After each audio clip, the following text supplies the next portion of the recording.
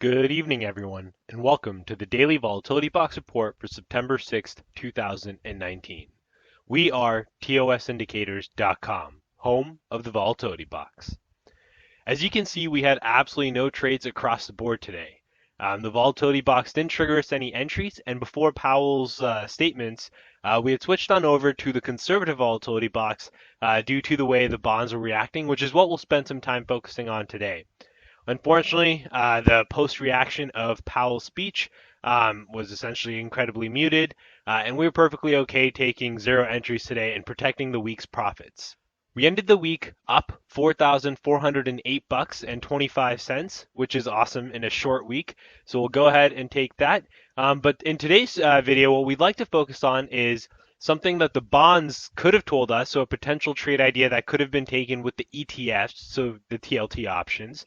And second, we'll once again spend some time looking at the market on close orders, along with the supply demand edge indicator, and overlay the VScore to figure out a way that you could actually start to trade those things while having defined risk and defined targets. Let's get started. Okay, we'll start with the ZB chart, which is the 30-year bonds. And we'll go ahead and start this by looking at the way we look at the charts every single day. We draw a line in that first hour, and we check to see whether or not we breached either side's volatility box entry lines. We have the aggressive volatility box plotted here, and as you can see, we very clearly ripped through the entire cloud to cloud. So that was our sign to very clearly switch on over to the conservative volatility box.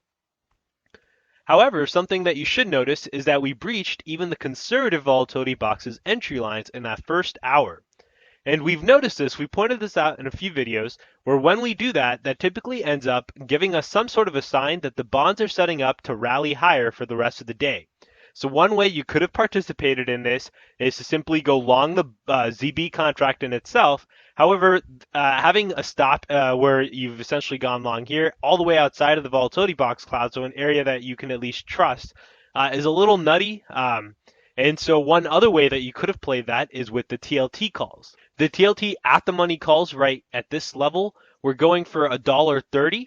And when we saw their actual move, I think you could have gotten $1.50 to $1.60 for them in total for essentially the move that the bonds ended up making throughout the rest of the day.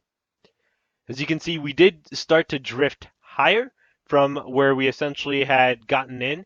And so there were plenty of ways to get in, and you could use this conservative volatility box breach. Since we can't trade the ZB market in terms of the actual volatility box according to our rules, you could still play the ZB market either via the actual bonds or options on the actual bonds or the TLT calls to try and capture some of this move and see if this pattern continues to repeat itself.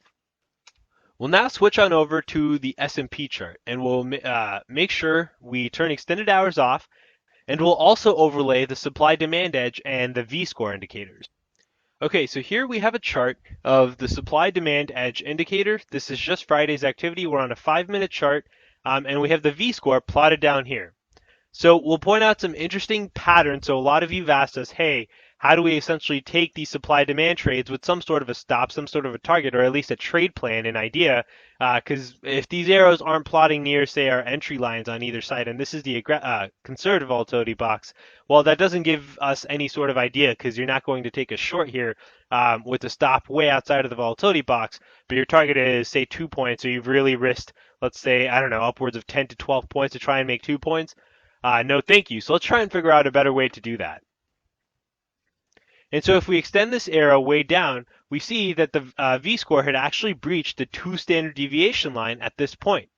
So a way to actually take this trade would be to take this trade at the 2 standard deviation line with a stop against the 3 standard deviation line and a target, or at least a T1 of a 1 standard deviation and a T2 to see if we get a reversion back to the mean.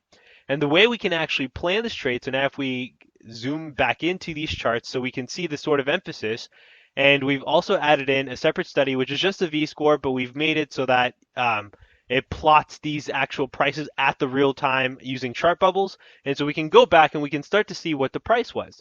And so we want to make sure we would have taken this short against the 2 standard deviation line when these started to plot. The 2 standard deviation line was right at 2982.50, let's say. And so our entry to take our short would have been 2982.50. And we see we went quite a bit higher, but 82.50 would have gotten you into the actual trade. Our stop would have been at the 3 standard deviation line. So let's go ahead and see what that price would have been so we know our risk to reward. So we see our 3 standard deviation line was at the 2985.75, so we'll round up, so 2986 level. We did not get to the 2986 level, so your stop would have essentially been right here, so 2986. The entry was at the 29, I believe, 84.75 level is what we said. So let's just say, that's a terrible line. So somewhere right around here. And the first target would have been the 1 standard deviation line.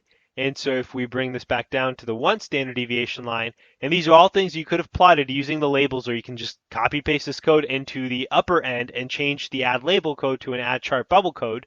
But anyways, the first target was 2981.25, so about 3 points from the entry, which we did hit, as you can see right here, 2981.25. Okay, and our second target would have been the 0 standard deviation line, which would have been at 2979.42, so we'll round up to 2979.50, and we get that right here. And so you essentially were able to take advantage of these supply-demand edge indicator signals using the VScore, both of which are free, and we've included these labels so you could manage this trade the exact same way that we're talking about in real time, having these same exact prices.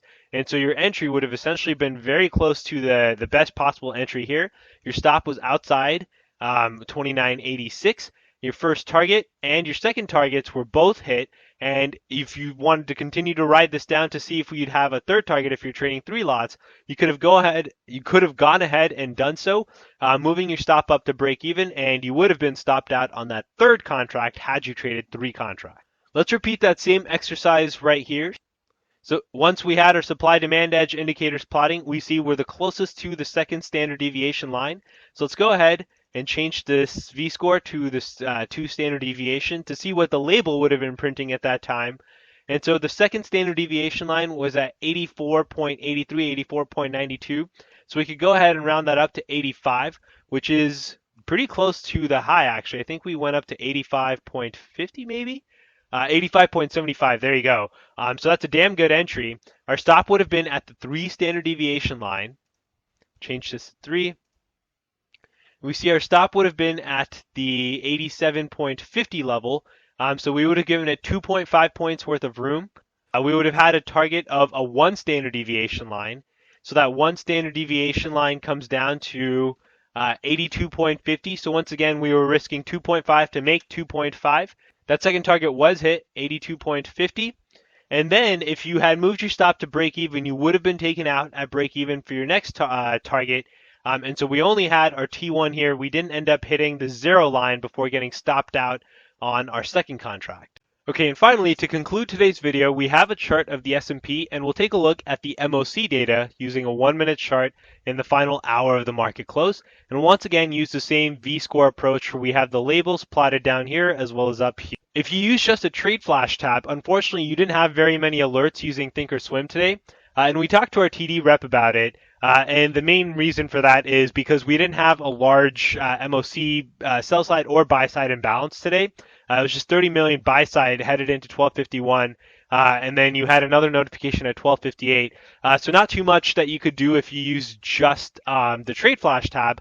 However, what this data was essentially missing and telling you was the story leading up to it. And so that's what we'll talk about in today's video if you did have access to the real-time data. Starting 1150, we knew there was a sell side imbalance, and all the way up to 1220, that sell side imbalance was actually growing. And so while price was staying flat, at least in the indices, the sell side imbalance was increasing, and we were looking for an opportunity to get short. Our opportunity came when we looked at the 1 standard deviation line as our entry. That 1 standard deviation line at that moment was plotting, I believe, let's make sure, yep, so this is set to 1, at 82.87. And so if you round that up to 83, that's where our entry was to go short. And so we'll actually start this way. So our entry was at the 83 line. Our stop was 1 standard deviation outside. And so in this case, it was a 2 standard deviation line, which if we go ahead and plot the 2 standard deviation line, the labels at that moment we're showing up to be 85.57. So we'll round that up to 85.75. 85.75 was saved, and our targets were essentially the 0 standard deviation line as well as a -1 standard deviation line to get there. And as you see, we had this puke down into the close, and using the real-time MOC data along with the VScore and the VScore labels that we added, you can see how we had a very concrete plan. We had defined risk, we had defined entries, we had defined targets, and we were able to play this move. Now, to go back to the story side of the MOC data, so if you imagine, we've essentially, while not a huge sell side imbalance, been increasing our sell side imbalance, and we have this puke. We have the real data come out at 1250, and that real data ends up telling us that we have an actual buy side imbalance, and this is the data that I believe you had. Yep, so you see the MOC crosses to the buy side by 30 million, and crosses to the buy side should have at least told you that we went from a sell side imbalance to a buy side imbalance, and we're now looking for an opportunity to get long into the market close. And as we see when we actually had this data come out at 1250, the standard deviation that we were closest to was the -1 standard deviation line. The price at that time, using the -1 standard deviation line, was 77.68. We'll round that down to 77.50. And so that was our entry to try and get long. 77.50, which you see was a pretty nice level. Our target was the 0 standard deviation line. Keep in mind that today is the Friday, and so we're looking to just get out as quickly as we can. Our 1 standard deviation, or 0 standard deviation line price rather, if we can plot that, was at 80.23. We rounded that down in this case to 80, which was hit before the market closed. And that's how we played the MOC data today. Hopefully what you can tell is it's more of the story that the MOC data is trying to tell you, and you can still use these trade alerts, right? So if you only had this crosses to buy side trade alert, excuse me, you still had an opportunity to go long, knowing that we went from a sell side imbalance to a buy side imbalance, and you expect that when something that was essentially baked into the market turns out to not be true, and we actually have reverse information, then we expect a reversal in the opposite direction, which is exactly what we had here.